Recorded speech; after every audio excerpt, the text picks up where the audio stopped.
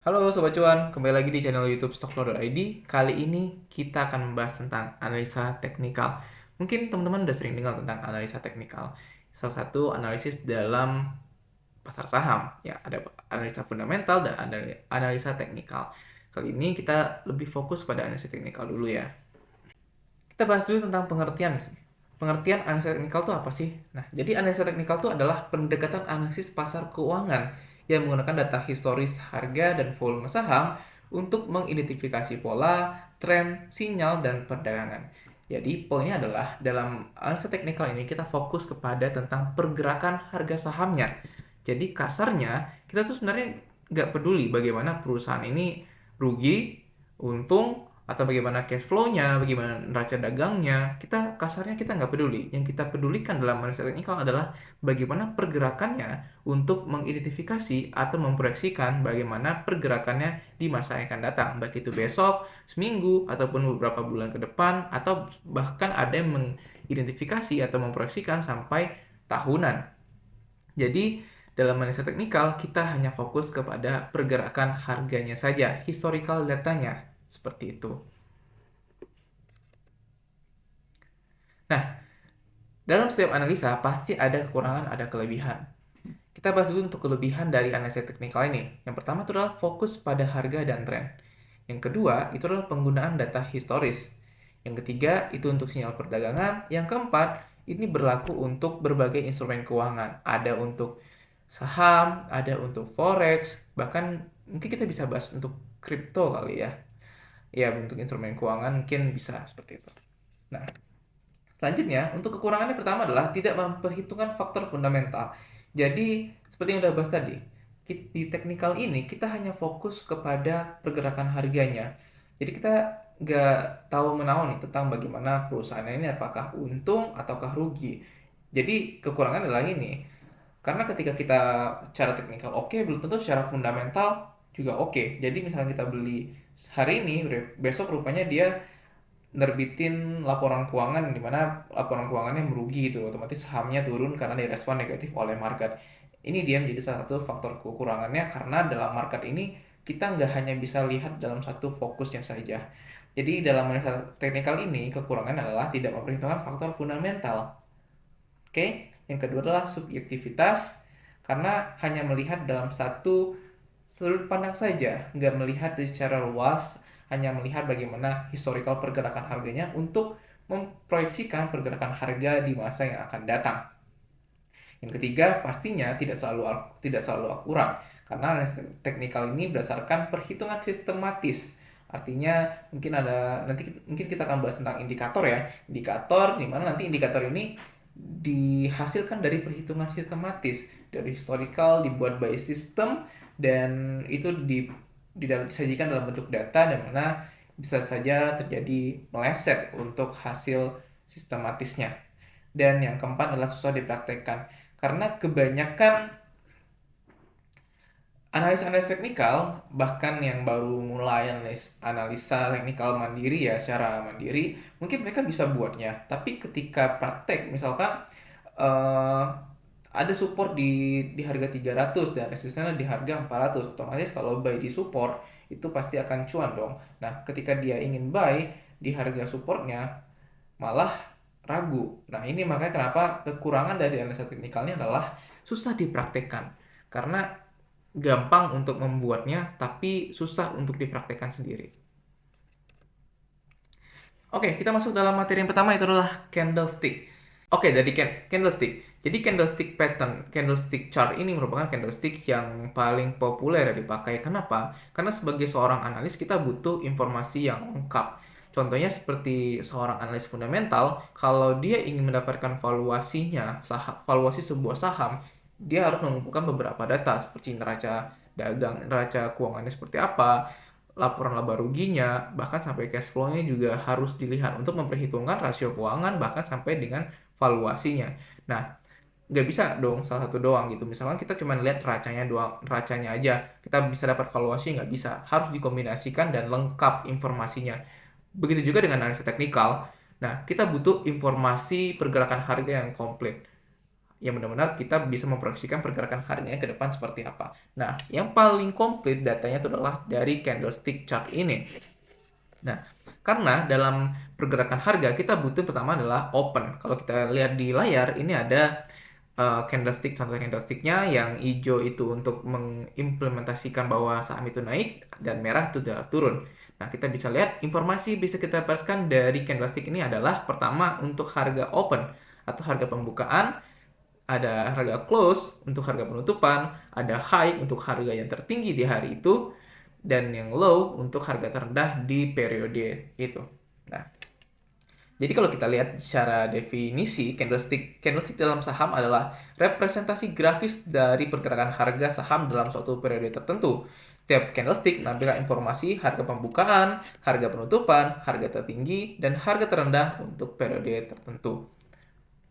Oke, lanjut. Ini adalah support dan resistance. Oke, teman-teman bisa lihat sendiri gambar di sini. Ini adalah sebuah gambaran ya bagaimana dalam saham, dalam pergerakan saham itu adalah ada seperti gambarnya seperti plafon dan lantai seperti itu. Nah, resisten itu diibaratkan sebagai plafon atau atap. Jadi dalam pergerakan harga saham itu sebenarnya pergerakannya bergerak di antara atap dan lantainya. Jadi pergerakannya itu ketika dan harga saham ini diibaratkan sebagai bola. Jadi ibarat bola yang dipantulkan, kalau kita mantulkan bola itu ke lantai pasti akan mantul lagi ke atas. Dan ketika kita melempar bola ke atap, maka bola tersebut akan mantul lagi ke bawah. Nah, seperti itulah kira-kira gambaran bagaimana harga saham itu bergerak dalam sebuah pola antara atap dan lantainya. Nah, jadi support, di sini ada definisinya, support adalah tingkat harga di mana permintaan terhadap saham dianggap cukup kuat untuk mencegah harga saham turun lebih lanjut. Ketika harga mendekati atau mencapai tingkat support, diperkirakan ada banyak pembeli yang siap untuk membeli saham, sehingga mencegah harga saham jatuh lebih lanjut. Resistance adalah tingkat harga di mana penawaran saham dianggap cukup kuat untuk mencegah harga saham naik lebih lanjut. Ketika harga mendekati atau mencapai tingkat resistance, diperkirakan ada banyak penjual yang siap untuk menjual saham sehingga mencegah harga saham naik lebih lanjut. Jadi poinnya adalah dari definisi sudah saya bacakan adalah resistance itu adalah di mana area orang itu pengen jualan. Oke. Dan support adalah di mana area kecenderungan orang itu ingin membeli saham tersebut. Jadi sesuai namanya support, ketika di area support maka saham itu akan terdorong naik, dan resistance itu sebagai pembatas ketika dia ingin naik lebih lanjut akan tertahan dan turun lagi. Seperti itu. Nah, support dan resistance pun ada jenisnya. Pertama itu adalah support resistance klasik atau statis. Nah, klasik atau statis apa sih? Sesuai namanya aja, statis artinya dia tidak bergerak kemana-mana, di situ aja. Artinya kita cukup untuk menggambarkan garis aja, garis lurus seperti ini, dan ini disebut dengan support resistance klasik atau statis. Di mana kita bisa mengambil area garisnya, itu kita bisa ambil dari di mana harga tersebut terjadi pembalikan arah. Contoh seperti ada di sini ada saham MAPI ya contohnya, ketika harga itu bergerak naik dan terjadi penurunan harga secara signifikan dan atau secara berlanjut dalam beberapa hari, di sini kita bisa ambil bahwa di sini ada area resistance. Nah, dan ketika terjadi penurunan, jadi penurunan secara signifikan beberapa hari dan terjadi sebuah pembalikan pola arah, pola trennya, dia menahan untuk tidak turun lagi. Di sini kita bisa ambil di area support. Jadi poinnya adalah dalam menentukan support resistance klasik adalah kita mencari di mana area terjadinya pembalikan arah. Ketika sebelumnya itu mengalami kenaikan yang cukup signifikan, tiba-tiba mengalami penurunan selama lebih dari 5 hari, kita bisa ambil kesimpulan bahwa itu adalah area resisten di mana orang kecenderungan melakukan aksi taking profit atau aksi jual terlebih dahulu. Begitu juga sebaliknya, di mana kita bisa mengambil area support adalah ketika sebuah saham itu mengalami penurunan signifikan lebih dari 5 hari dan mengalami pembalikan arah atau terjadi tanda-tanda pelemahan penjualan, kita bisa ambil itu sebagai area support seperti contohnya ada di gambar gitu. Jadi kalau kita lihat secara definisi, cara ciri-cirinya, pertama ditentukan berdasarkan harga historis, sifatnya statis, digambarkan sebagai garis horizontal. Lanjut, ini adalah support resisten dinamis, yang tadi adalah statis, yang sekarang adalah dinamis. Dinamis sesuai namanya, dia mengikuti pergerakan harga. Jadi kemana harga saham bergerak, dia akan mengikuti pergerakannya. Beda dengan yang statis. Kalau yang statis kita menggambar sendiri untuk area support resistance-nya. Tapi kalau dinamis dia menggunakan sistem yang disediakan oleh platform charting-nya. Mungkin bisa menggunakan TradingView ya, yang paling biasa orang-orang gunakan. Nah, di sini dinamis kita menggunakan contohnya adalah moving average ya. Pastinya moving average yang sering digunakan sebagai support resisten dinamis. Jadi moving average ini apa sih? Moving average ini merupakan rata-rata pergerakan harga. Itu adalah artinya moving average, rata-rata pergerakan harga. Di gambar itu adalah moving average 5. Apa sih artinya moving average 5? Artinya rata-rata pergerakan 5 hari ke belakang dari saham tersebut. Itu adalah moving average 5 yang diimplementasikan dalam bentuk gambar. Nah, jadi bagaimana dia bisa jadikan support dan bagaimana dia bisa menjadi resisten adalah simple.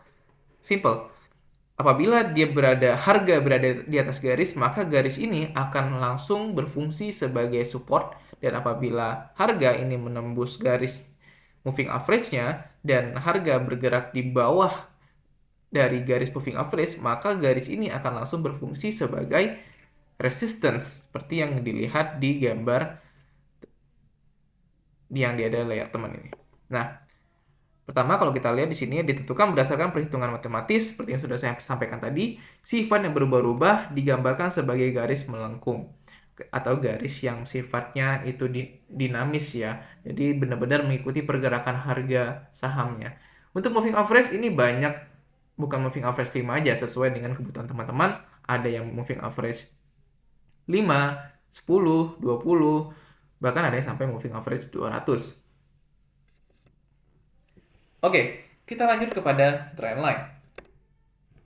Jadi dalam analisis teknikal, trendline ini adalah garis diagonal yang digambar pada grafik harga untuk menghubungkan serangkaian puncak atau lembah harga yang signifikan. Tujuannya apa? Tujuannya adalah untuk mengidentifikasi arah tren harga secara visual.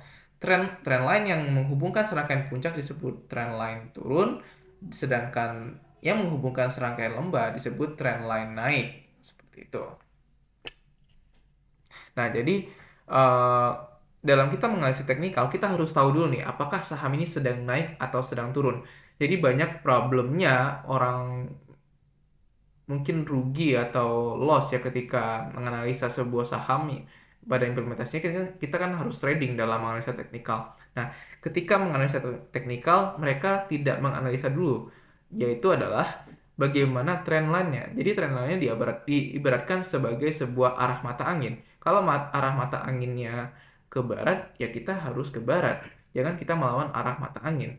Yang ada apa? Yang ada ketika kita melawan arah mata angin, maka akan berat sendiri. Jadi susah kita untuk melawannya. Seperti itu. Jadi trend line-nya adalah seperti arah mata angin. Kalau arah mata anginnya naik, ya maka kita harus ikuti naik. Kalau turun, maka jangan dulu. Karena fokus kita adalah bagaimana kita bisa mendapatkan keuntungan dari kenaikan harga saham. Seperti itu. Jenis-jenis trendline pertama ada uptrend. Nah, uptrend ini adalah kondisi di mana harga saham secara konsisten mengalami kenaikan dari waktu ke waktu. Dalam uptrend, harga saham membentuk serangkaian puncak dan lembah yang lebih tinggi dari sebelumnya. Grafik harga uptrend cenderung menunjukkan garis yang cenderung naik dari kiri ke atas dan kanan ke bawah. Nah, kalau kita lihat di sini, uptrend itu kalau kita pengen analisa teknikal, kita melihat bagaimana uptrend itu dihubungkan antara antara low-nya per low-nya itu kita hubungkan. Nah, untuk mengkonfirmasi bahwa sebuah saham itu terkonfirmasi dalam tren yang naik atau uptrend, itu adalah minimal minimal terkonfirmasi 3 kali dia mengalami rebound ya. Rebound dari atau mengalami pemantulan dari area yang sama, area trend yang sama seperti itu. Baru bisa dikatakan saham itu uptrend. Kebalikannya itu adalah downtrend, di mana downtrend ini adalah kondisi di mana harga saham secara konsisten mengalami penurunan dari waktu ke waktu atau secara konsisten atau secara signifikan. Dalam downtrend, harga saham membentuk serangkaian puncak dan lembah yang lebih rendah dari sebelumnya. Grafik harga pada downtrend cenderung menunjukkan garis yang cenderung turun dari kiri ke atas dan kanan ke bawah. Jadi kalau kita lihat di sini, kalau downtrend kebalikannya itu kita mengambil atau menghubungkan antara puncaknya. Dan sama seperti tadi, untuk mengkonfirmasi apabila dia downtrend, trennya itu kita harus minimal ada 3 kali konfirmasi pemantulan pada area trend yang sama. Seperti itu. Dan yang terakhir adalah sideways. Sideways ini adalah kondisi di mana tren itu nggak naik, nggak juga turun. Jadi datar pergerakannya. Nah, kondisi seperti ini sebenarnya terjadi karena pasar lagi melihat atau lagi menunggu sentimen atau seperti sentimen laporan keuangan atau ada sentimen-sentimen lain. Jadi pasar ini ragu atau kekuatan buyer and seller sama. Jadi pergerakan harga saham ini nggak bergerak kemana-mana. Mungkin hanya mungkin di range 1000 ke 2000 atau mungkin di range 500 700 terus 700 balik lagi 500. Itu dia sideways pergerakannya di sana. Jadi untuk sideways ini dia nggak naik, nggak juga turun, benar-benar bergerak datar pada range harga tertentu. Oke, mungkin sekian ya untuk edukasi tentang analisa teknikal. Jadi poinnya adalah kalau kita ingin analisa teknikal, kita fokus kepada pergerakan harganya. Yang paling penting adalah bagaimana kita menganalisa trennya. Karena apa? Karena kalau kita ingin beli saham itu kondisinya lagi turun, maka posisinya atau tingkat probabilitas kita untuk cuan di saham itu lebih kecil karena trennya sedang turun di mana tingkat seller lebih tinggi daripada buyer. Makanya kita harus benar-benar paham bagaimana analisa dari tren lain tersebut. Mungkin sekian video kali ini, sampai jumpa di video selanjutnya. Salam cuan dan bye-bye.